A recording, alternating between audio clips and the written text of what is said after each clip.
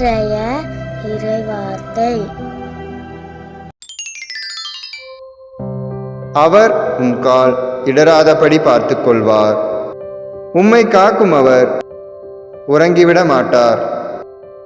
திருப்பாடல்கள் புத்தகம் அதிகாரம் 121 இறை திருவசனம் 3. அவர் உம் கால் இடராதபடி பார்த்து கொள்வார். உம்மை காக்கும் அவர் உறங்கிவிட மாட்டார். திருப்பாடல்கள் புத்தகம் அதிகாரம் 121 இறை திருவசனம் 3.